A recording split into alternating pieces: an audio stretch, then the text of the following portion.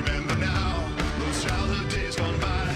You woke up with the morning sun. It was warm and alive and fun. I'm a roll, don't turn around, I'm a roll.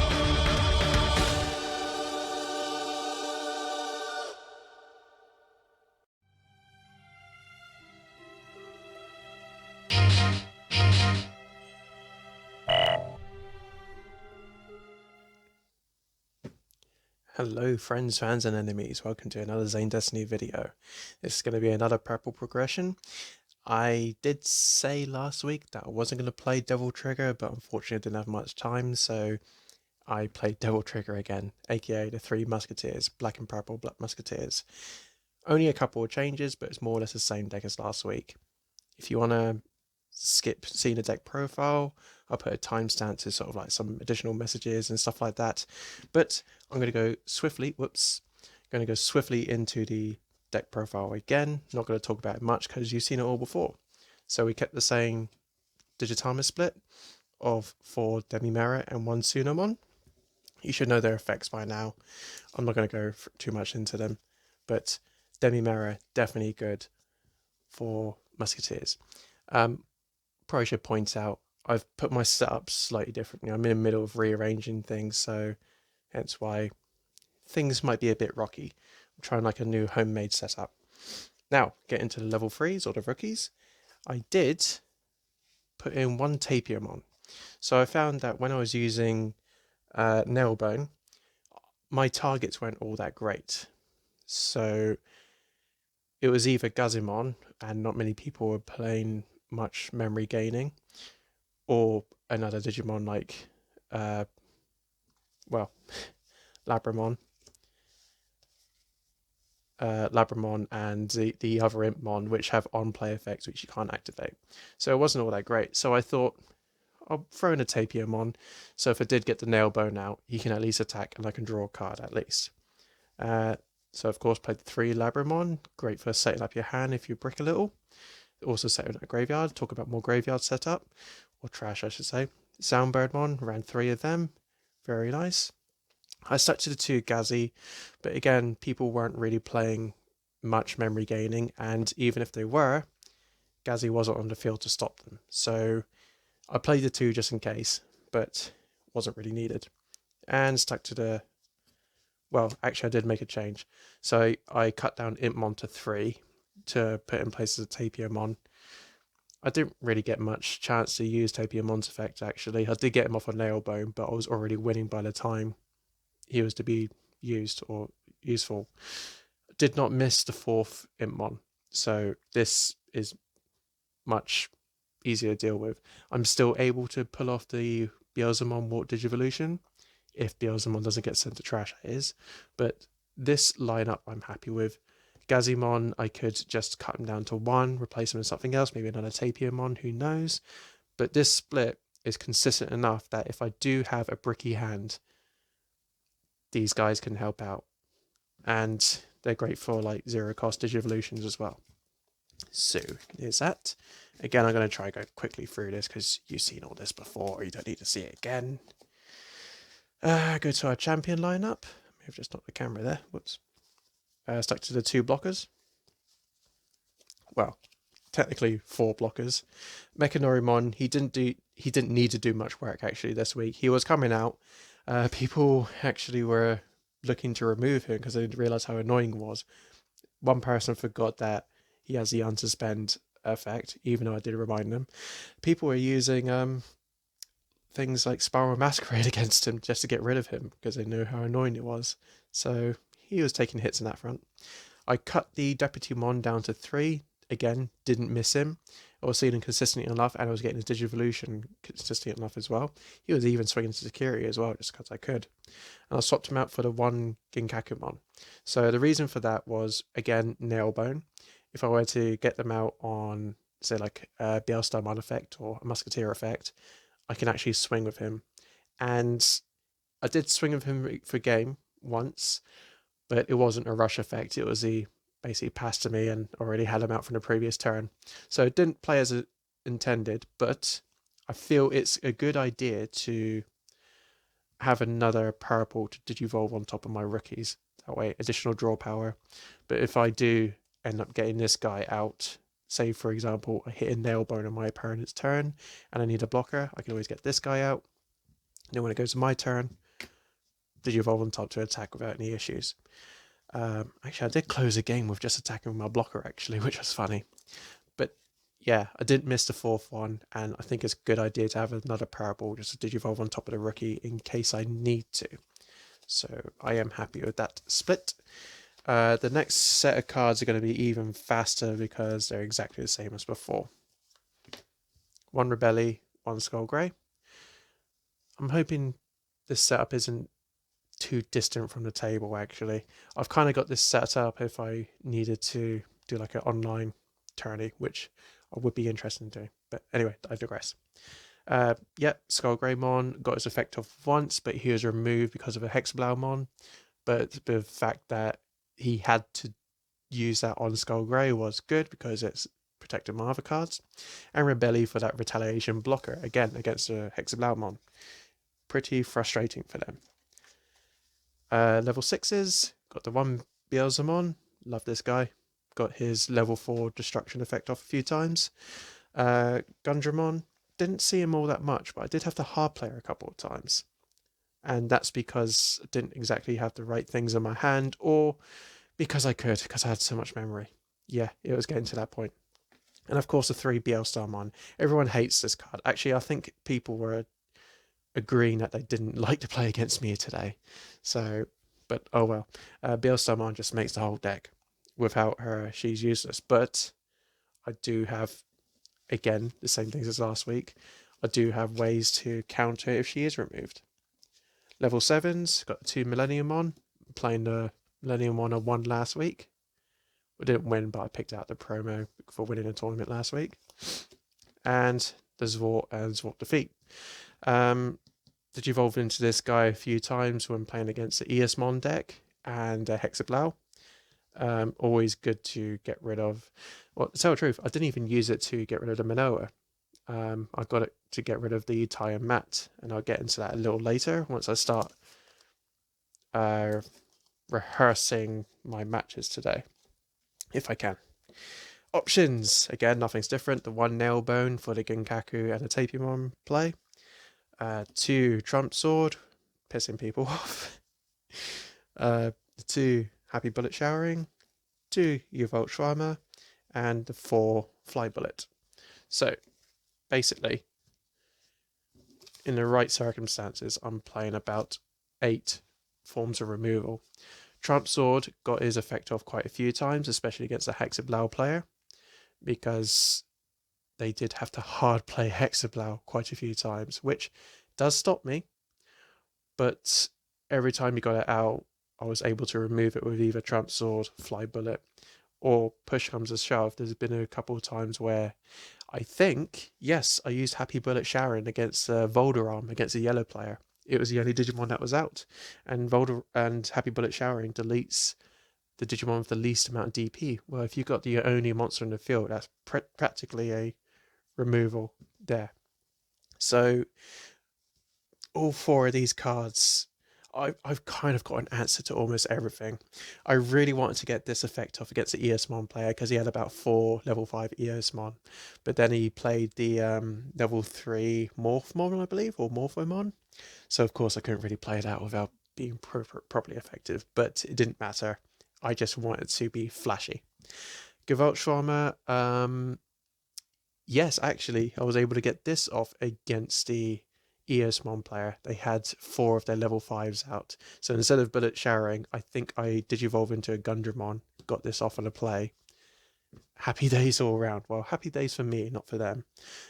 All this split of cards is great. I managed to get my play cost of Beelstarmon down to 2. So I was able to bring out 2 in, not in one turn, but one turn. Played this thing, I think. Next turn I brought another one, destroyed another thing. So I've got good amount of removal with these cards. And again, people aren't so keen of playing against me at the moment. But say la vie. I mean, oh, if it's not obvious, I've won my 2nd tournament today. Not to brag. And of course, playing the 1 Matt didn't see much of him, didn't really need him that much, because these two boys are the ones that get me all the memory. I'm only worried about these two. So even if the opponent gives me 1 memory and I have 3 of these out, I'm starting off with 7, which is an option card in my case. Pardon me, sorry, I just burped. Very attractive. Though I do believe I used a mat to get back something unorthodox, I believe. It might have been used to get back an option card instead. Yeah, I think I used it to get an option card back. It might have been Nailbone actually, but yeah. This card, it's worth it. Not only does it give you Gewalt Shawmer to be able to use, but I think this is probably going to be mandatory to deck. Just like TK is mandatory in yellow, more or less. I don't see any other way of getting around this. If you've got a memory tamer out and these guys out, you're kind of set. You've got 9 memory.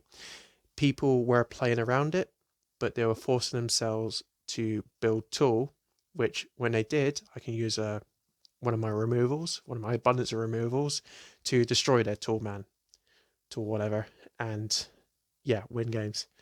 So this kind of, to me, these cards, this tamer set up the game, because, well, as soon as you got 3 out, you're getting 6 memory a turn, normally 7 or more. If not, you're getting at least 7 memory on your turn if they have at least 2 bodies on the field.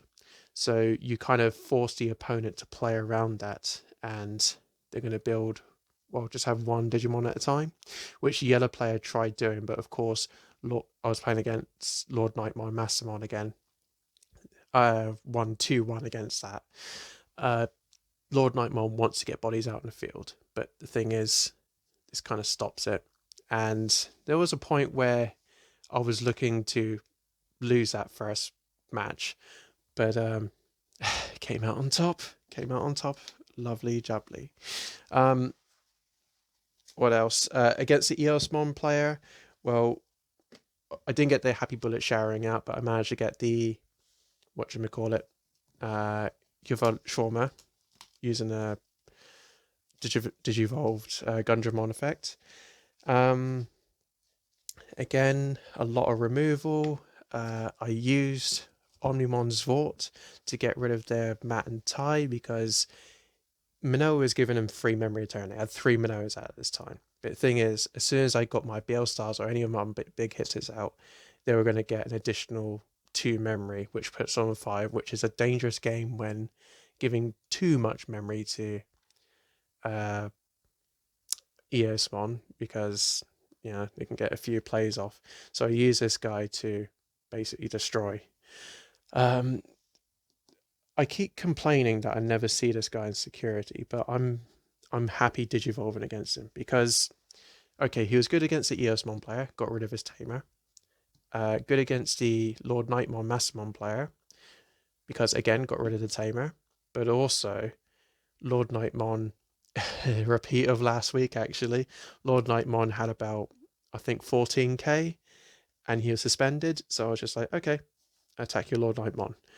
And the opponent forgot that he has an on deletion effect that deletes one of your opponent's Digimon. Well, that's what I'm going to do. I'm going to delete your guy that brings out more bodies on the field. And I think I played a Fly Bullet to get rid of their Lucamon as well. I'm not sure. But I had ways to play around. The Hexablow player, it was very possible for them to stop me in my tracks, because, excuse me, not only does the Hexablow deck like to remove Digivolution sources, but it also kind of locks you in that you can't attack or block. But it is very vulnerable to all this form of removal. Well, not that, but the ones I was talking about earlier, these ones. So you had all this kind of removal. You had Sword Defeat that can potentially do some removal. I had my Millenniumons that can just return things back to. So I had all these options. I could either Digivolve on top of my Gundramon or Beelstarmon to do some damage, or I can just happily play my abundance of option cards as a cause of issue, which is why they were reduced to hard playing their Hexablouse because I returned it to hand or I just destroyed it. They couldn't digivolve fast enough to counter my rookie. It's kind of like a pseudo rookie rush strategy because most of the time I am absolutely happy attacking with Soundbirdmon because there's an effect of when you're attacking, discard one option card to gain in memory. I'm discarding my all my option cards just to reduce the cost of Beelstarmon. Then I can play Beelstarmon for reduce the cost, play the option card from my trash, and causing much more havoc to my opponent. So it's kind of like the level sixes are setting up your defenses or setting up these option card plays. You got the level sevens for the techie removal, or if I really wanted, I don't think Svort is all that needed in this deck. I don't think. I think I got him out just in case I needed a. Let's see. I guess the only thing I could really play from this is Mechanorimon or another blocker. I wouldn't play anything else with this. And even if I did, it would probably be a Soundbirdmon that I destroyed previously. But to tell the truth, his other effect was in case I needed to get a Beelstarmon back. So I Digivolve on top of Beelstarmon, attack with him, return to level 6. So that's another kind of removal. Okay, so I won't cut him now. See, I'm always second guessing myself. So if he did have a Beelstarmon underneath him, I can attack with these Vort to return Beelstar to my hand for him to return, I think it's an unsuspended Digimon. So that's another form of removal. Then I got another Beelstarmon to do some more havoc. So my level 6s and 7s are kind of like my walls or my destruction effects or just heavy duty blockers or deck diggers. Whereas my rookies are the one that are chipping away at the security. And most people kind of overlook the 1k, 2k attacking Digimon, especially Soundbirdmon. No one thinks anything of him, but he's the one setting up my trash. Same thing with Impmon. Impmon with a whatchamacallit, Demi-Merin underneath. He's setting up my graveyard nicely, especially if I don't go that well. And my other BT6 Impmon, well, ideally I would like to be trashing my Skull Greymon, which I did, for his effect to get a Musketeer or a Great Demon Lord back in hand, and then add this guy underneath as a Digitolution source as like to give retaliation. I gave a retaliation to a blocker. That's great. It's always great. Of course, he was removed by the Hexablow. So what did I do afterwards? Well, I just Digivolved a Rebellion on top of my blocker. So it's originally Farmon with Retaliation inherited. Hexablow got rid of it. Okay, fair enough, you do that. He gets blocker and retaliation for a turn. And then I Digivolve on top of him. I think is into a. It would have been nice for a Gundramon, but it was a Beelstarmon, but there was a reason for that. But yeah, this. And it's a bit of a mess now, sorry. But I am feeling very consistent with this deck now. It got to a point where I don't want to say counting cards, but I knew what was most likely to come up next. That kind of sounds like cheating, but it'll be like, all right, I've played one fly bullet, I've got 3 more. And once I get to more than halfway in my deck, I'm thinking, pretty sure I've got another fly bullet in my security. I could let that attack go through. And sometimes, very rarely, well, sometimes it worked. Like with the Lord Nightmon, for example. So yeah, I'm happy with the amount of removal, the amount of control. This is seriously a control deck. It takes a little bit of setup, but everything seems to mesh together nicely. I've got deletion effects and attacking effects that set up my trash, but also upsets the opponent's security. So normally I'm by turn 1. So sorry, if I were to say my turn 1, if I was going second, I've already hit a security. That doesn't make sense actually. Basically, as soon as I promote from breeding, I'm attacking straight away. I don't care if I hit a blocker or I hit a very strong security. I am setting my trash one way or another. And even just getting 2 cards that affect Billsummon's reducing cost, it's more than enough. Because as soon as I play her, I can play an option card from trash that will affect the opponent's board. So yeah, they can start off with as much memory as they want. I've just set things up. So this deck I am comfortable with. It calls to me basically. It's a shame because I do like yellow, but I've never been consistent with yellow. I mean, I've never won a tournament with yellow, so that kind of says everything, doesn't it? But I do like purple as well. And part of me didn't want to go this route with Musketeers, but I can't argue. It's a good deck. It's quite a fun deck as well. So this was version 5 technically. I guess you can call it version 4.5 because I've only changed 2 cards. But those 2 cards could potentially see play. So I've done 5 videos of yellow progression, and this will be the 5th video of purple progression. I'm kind of waiting for EX01. I'm not very excited for BT7. So I think I'm going to go random for the next few games. So I'm just going to use cards that are not used often. Maybe attempt a security control just because I want to be that guy. But yeah, I might do some more deck profiles and things like that. Nothing progression series wise. I'm just going to go through deck profiles and my thought process behind them.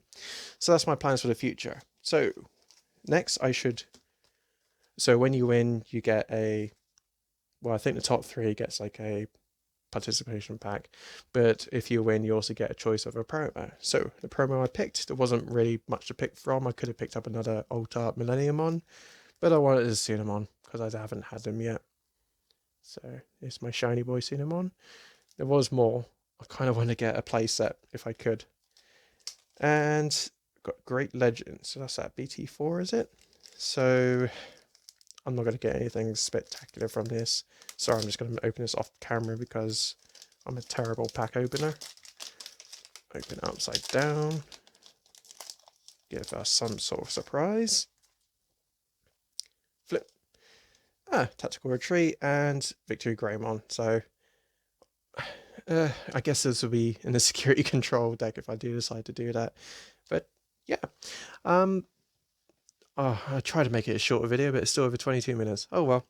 I hope you enjoyed the deck profile. Musketeers, definitely will say, if you can get these cards, if you can get Billsumon, she does make the deck. Don't bother with Magna Kidmon. It would be nice to run him, but he is not helpful, in my opinion.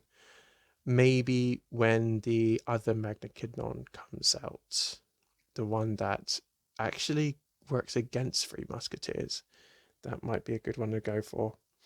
But I'm going to try and retire this for at least a short while until the next set comes out to see if I can make any tweaks. But yeah, hope you enjoyed the deck profile, guys.